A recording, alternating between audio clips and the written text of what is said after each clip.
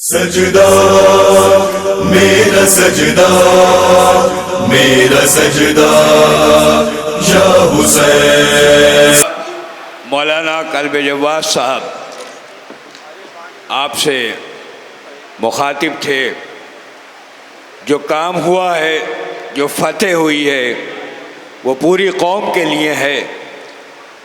Karbala Shah मर्दा का तहफ़्फ़ुज़, उसकी हिफाजत, उसकी बारियाबी, ये सब हमारे लिए एज़ाज़ की बात है। जहाँ क़िबला काबा की क़यादत रही, वहाँ पराचा साहब की कामयाब वकालत ने जो काम किया, हम पराचा साहब की वकालत को भी सलाम करते हैं, ज़हानत को भी सलाम करते हैं, मोहब्बत को भी सलाम करते हैं। मैं गुजारिश करूँगा बड़े अदब के साथ, अली हैदर साहब ख़ास तौर से आपसे मुतवज्जो हूँ मैं, आप मेरी तरफ मुतवज्जो हो जाएं, मुखातिब हूँ। हमारे दरमियान पराचा साहब की तशरीफ़ आवरी न सिर्फ शिया मिल्लत के लिए बल्कि पूरी मुस्लिम बिरादरी के लिए बाइस फ़ख्र है। ख़ास तौर से हमारे इस करबला शाह मर्दा की हिफाजत में जो उन्होंने नुमाया काम किया, वो हमारे लिए बाइस फ़ख्र। लेकिन हिंदुस्तान भर की जेलों में जो नौजवान मुस्लिम नौजवान बेगुनाह असीर हो गए, कैद हो गए, उनको आज़ाद कराने के लिए जो महमूद साहब, पराचा साहब काम कर रहे हैं, वो बहुत बड़ा काम है, पूरी मिल्लत के लिए बड़ा काम है।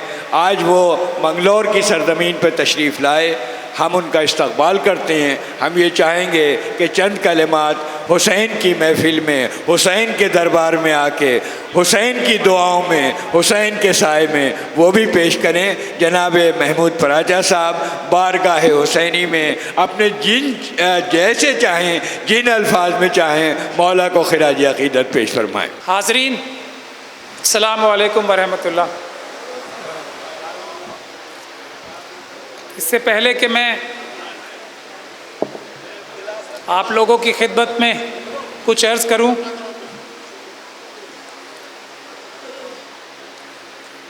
नाज़िम साहब से बहुत ही अदब और एहतराम से ये कहना चाहता हूं, बल्कि उनसे उनके एक जुमले को सही करना चाहता हूं।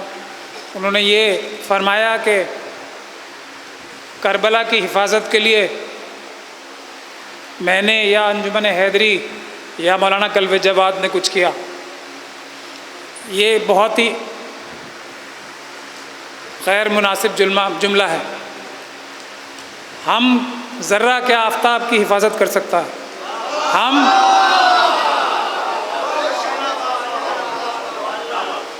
बल्कि अल्लाह ताला ने हमसे काम लिया और करबला ने हमारी हिफाजत की।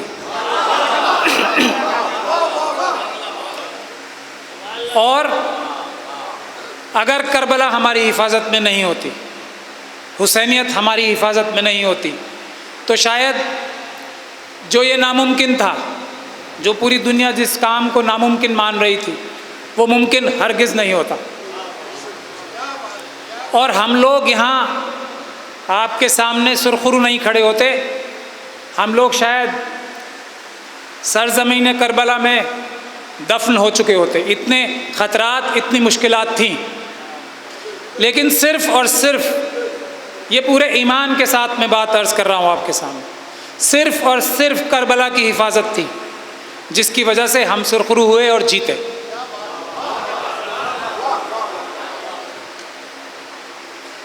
ये भी फरमाया गया कि मुल्क भर में जो बेगुनाह मुसलमान नौजवान जेलों में बंद थे, उनके ऊपर झूठे दहशतगर्दी के मुकदमे लगाए गए, वो भी पूरी जिम्मेदारी के साथ मैं कह रहा हूँ, सबसे पहला मुकदमा जिस मुकदमे में मैं इन केसेस में आया, वो करबला की तहरीक से जुड़े हुए सैयद मोहम्मद अहमद काज़मी साहब ही थे, और मैं करबला की तहरीक से जुड़ा हुआ था। कोई इसमें रस्मन बात नहीं कह रहा हूँ। वहाँ भी करबला की हिफाजत में मैंने वो मुकदमा जीते, वरना वहाँ पूरे मुल्क से नहीं, दुनिया के दीगर मुल्कों से भी मेरा कत्ल करने के लिए सुपारियाँ दी गई थी। कानून जो बाबा भीमराव अंबेडकर ने बनाया, आइन हमारा जो बनाया, उसके ज़रिए से जो कदम मैंने उसमें भी उठाए, कोर्टों में, अदालतों में AK-47 तक मेरी छाती पर रखी गई, तो सिर्फ और सिर्फ करबला की हिफाजत थी, जो मैं आप लोगों के सामने यहाँ खड़ा हूँ।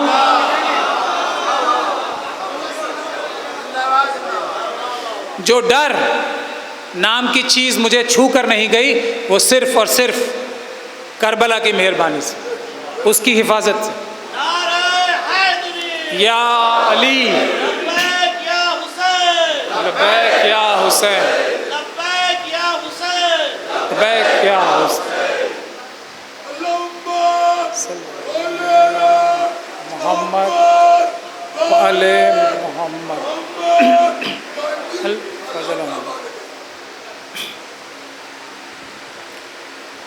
और प्रोफेसर साहब ने अपने शायरी में ये फरमाया था, और बिल्कुल दुरुस्त फरमाया था, रास्ता सिर्फ और सिर्फ करबला से आता। जो आज हमारे मुल्क में हमारी उम्मत की हालत है, उसका रास्ता भी, और ये निशानियां हैं, जो ये करबला की फ़तेह है, दरगाह शाह मर्दा की, ये निशानियां हैं, और ये रास्ता है जो आज हम पूरे मुल्क में हालात हैं, ना सिर्फ मुसलमानों के बल्कि दूसरे जो पिछड़े दबे कुचले हमारे तबके हैं, उनकी जो हालत है, उसका रास्ता भी इंशाअल्लाह ताला करबला की इस जंग में जो फतेह हुई है उससे ही निकलेगा। और ये हमें वाज़े तौर पे नज़र आ रहा है, सामने नज़र आ रहा है, फतेह सामने है। अब ज़रूरत इस बात की है, जो आशिक हुसैन हैं, जो आशिक करबला हैं, वो खड़े हो जाएं, और फिर उनके सामने ना 1400 साल पहले कोई ठहर पाया था, ना आज ठहर पाए।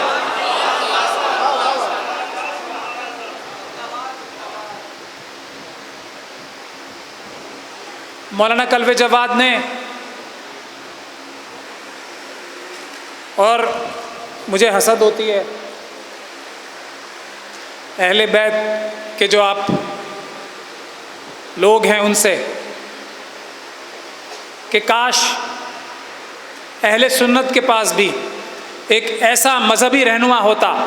और ये बात भी मैं रस्मन आप लोगों के सामने या आपकी महफिलों में नहीं कहता हूँ, आपसे ज़्यादा शिद्दत से बात मैं अहले सुन्नत की महफिलों में कहता हूँ कि काश अहले सुन्नत में से भी सिर्फ एक हमारा मजहबी रहनुमा मौलाना कल्बे जवाद जैसा मिल जाए, तो हम पूरे हिंदुस्तान में ना सिर्फ मुसलमानों के लिए इंसाफ ला सकते हैं, बल्कि पूरे जितने भी हमारे दबे कुचले जितने भी तबके हैं, उन सब के लिए, चाहे वो दलित हों, चाहे वो ट्राइबल्स हों, चाहे वो दूसरी माइनॉरिटीज़ हों, उनके लिए हम इंसाफ ला सकते हैं, और सालों में नहीं, महीनों में, दिनों में ला सकते हैं।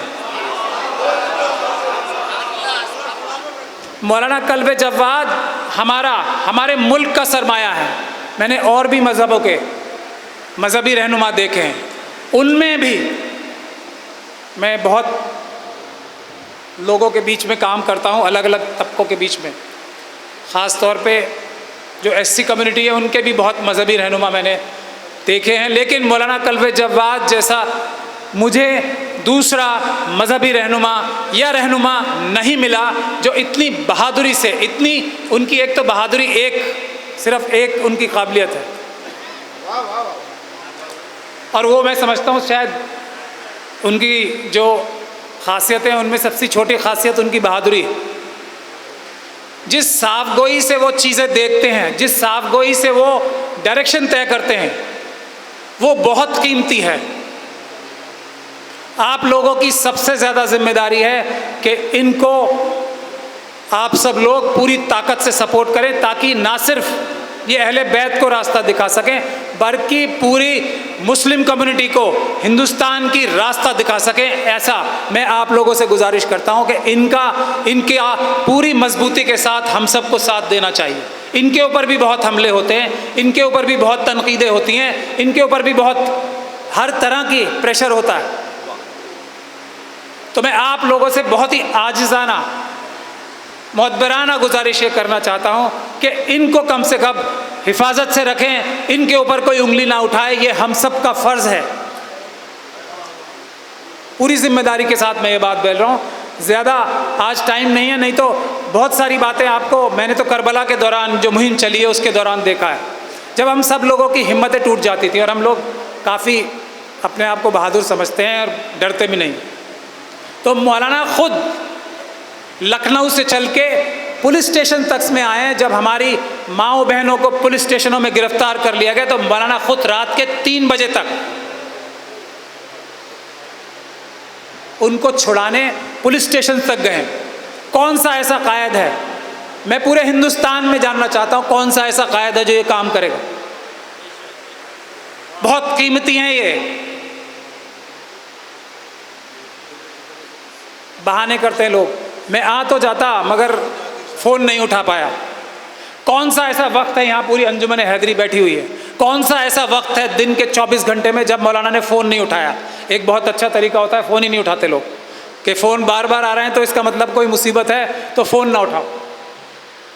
ये हमारे कायदों का, जो कायदीन हैं हमारे, उनका ये बहुत सबसे छोटा सिंपल फार्मूला है। लेकिन मुझे ऐसा कोई एक वक्त याद नहीं है जब मौलाना ने फ़ोन नहीं उठाया हो और उसका जवाब ना दिया हो, और पूरा भरपूर जवाब ना दिया। अब दूसरी एक चीज़ है, एक टीम हमारी करबला में बन गई है। पूरे मुल्क से हमारे पास लोगों की रिक्वेस्ट आ रही है, और ये जो वक्फ की जायदादें हैं, मौलाना ने तफसील से नहीं बताया, मैं थोड़ी उसकी वजाहत करना चाहता हूँ। हमें सच में पूरी मुस्लिम कम्युनिटी को, हमें हिंदुस्तान की, भारत की सरकार से कुछ नहीं चाहिए। जो हमारा हक बनता है 15% हम इस मुल्क के मालिक हैं, इस मुल्क के बाशिंदे होने की वजह से हमारा आइन बाबा भीमराव अम्बेडकर ने जो बनाया वो ये कहता है।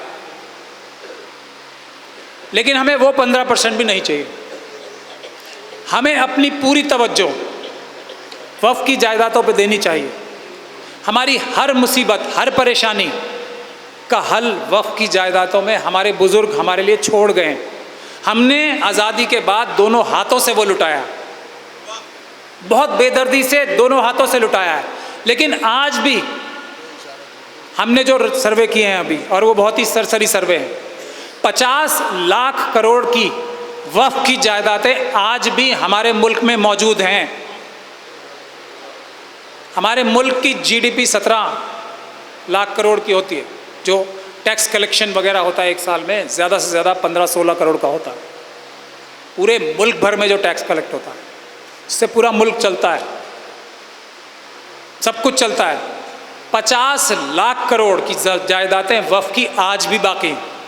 हमें किसी चीज़ की ज़रूरत नहीं है, हमें अपनी सारी ताकत वक्फ की जायदादों की हिफाजत और उनको ऐसी तरीके से इस्तेमाल किया जाए कि उसकी फलाह बहबूद भी हो सके, और उससे जो इनकम हो, उससे जो इदारे बने, चाहे वो पढ़ाई लिखाई के हों और चाहे वो इंजीनियरिंग के हों, चाहे हम साइंटिफिक इंस्टीट्यूट्स बनाएं, चाहे हम उसमें हॉस्पिटल्स बनाएं, हर तरह के माशरे में जितनी भी चीज़ें हैं हम वो दुनिया की बेहतरीन तरीन चीज़ें बनाएं। उसके ना सिर्फ जगहें मौजूद हैं, सबसे कीमती जगहें जो हमारे मुल्क में है वो वक्फ प्रॉपर्टीज़।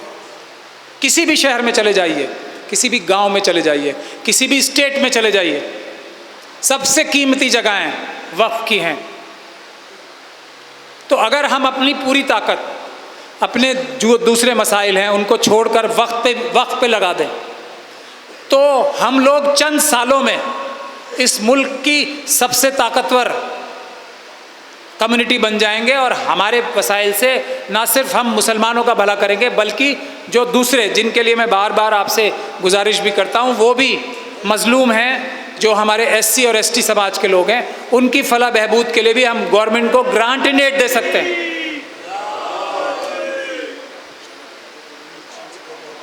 तो उसके लिए हमने जो तंजीम बनाई है मौलाना कल्बे जवाद की क़यादत में, उसके लिए मैं गुजारिश करना चाहता हूँ। अभी ये जो करबला जोरबाग की ज़मीन भी आज़ाद कराई गई है, उसकी भी सब मिला के देखी जाए तो 50,000 करोड़ की जगह है वो। आप लोग अंदाज़ा लगा सकते हैं सिर्फ एक जगह। इससे क्या क्या नहीं हो सकता। दुनिया का सबसे मयारी इदारा बन सकता है, दुनिया की सबसे कीमती जगहों में से एक जगह है वो, खैर दुनियावी नज़र से देखा जाए तो।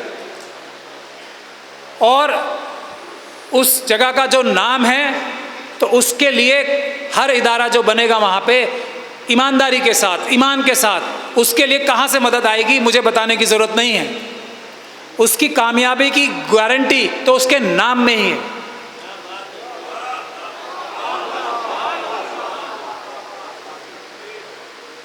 तो हम लोगों ने एक छोटी सी शुरुआत की है। आप सब लोग बावसाइल लोग हैं। हम आपसे ये गुजारिश करेंगे कि उस मुहिम में मैंगलोर के लोग हमारा पूरी मजबूती से साथ दें, इंशाअल्लाह हर तरीके से साथ दें।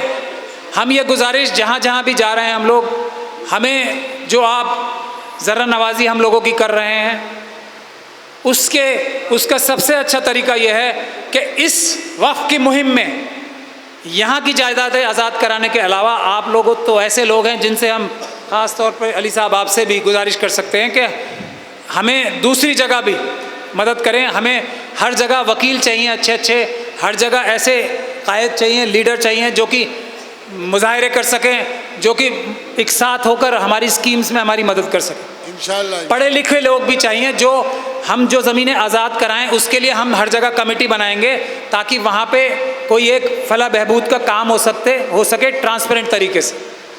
हम एक वेबसाइट भी बना रहे हैं जिस पे पूरे मुल्क की वक्फ की जायदादों को हम इंटरनेट के ज़रिए आप सब तक पहुँचाएंगे कि ये वो जगह है जिस पे आप एक क्लिक करके ये देख सकते हैं ये जगह है, इतने पैसे की है, इस पे ये प्रॉब्लम है और यहाँ पे ये तामीरी काम हम शुरू करने जा रहे हैं।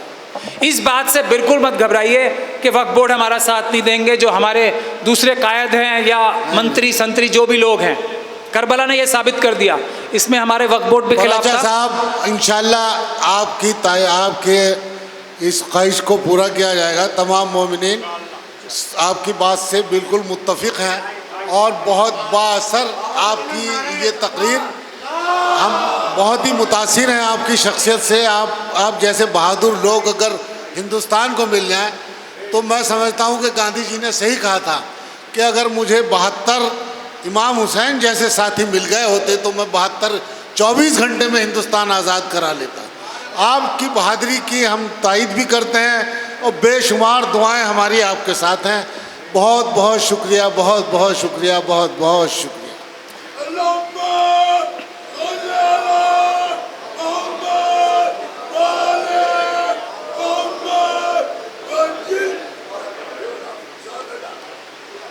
महात्मा गांधी साहब की भी इस बात से मैं इत्तेफाक नहीं रखता।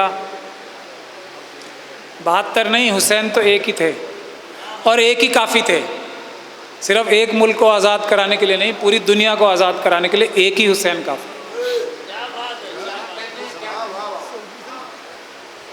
गांधी जी ने भी जो मैं नारा लगाऊंगा आप जिंदाबाद बोलेंगे। मौलाना कल्बे जब्बार जिंदाबाद, मौलाना कल्बे जब्बार जिंदाबाद, मौलाना कल्बे जब्बार जिंदाबाद, महमूद पराचा, महमूद पराचा, महमूद पराचा, महमूद पराचा, मौलाना कल्बे जब्बार जिंदाबाद, मौलाना कल्बे जब्बार जिंदाबाद, मौलाना कल्बे जब्बार जिंदाबाद, मौलाना कल्बे जब्बार जिंदाबाद, मौलाना कल्बे जब्बार जिंदाबाद। लब्बैक या हुसैन, लब्बैक या हुसैन, लब्बैक या हुसैन, लब्बैक या हुसैन, लब्बैक या हुसैन। लब्बैक या हुसैन।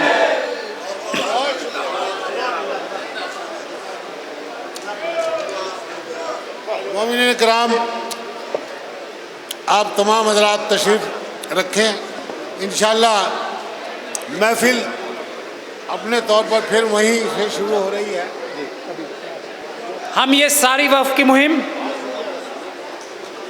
बहुत ही ट्रांसपेरेंट तरीके से चलाना चाहते हैं ताकि आप लोगों के सामने रहे। हर चीज़ इंटरनेट पे हर एक मोमिन के हवाले रहेगी या हर एक मोमिन की आंखों के सामने रहेगी।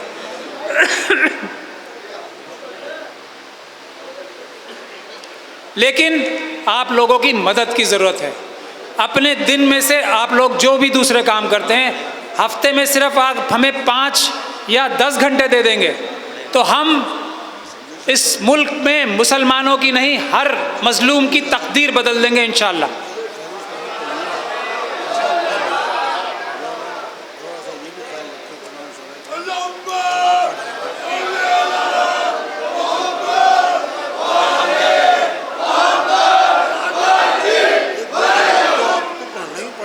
इन्हीं लफ्ज़ों के साथ मैं आप लोगों से इजाज़त लेता हूँ।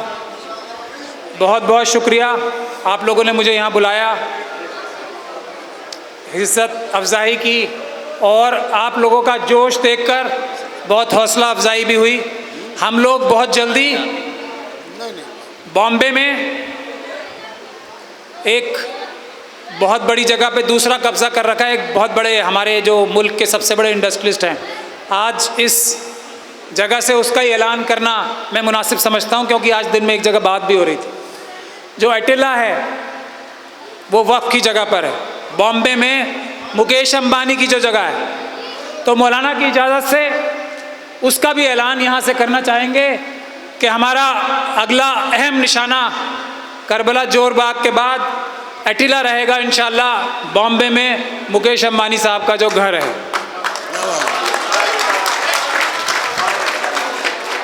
तो वो सुन लें, हम लोग आशिक हुसैन आ रहे हैं उन तक जल्दी, खुद खाली करके चले जाएंगे और मुआवजा दे देंगे इतने सालों का किराया, तो बहुत फ़ायदे में रहेंगे।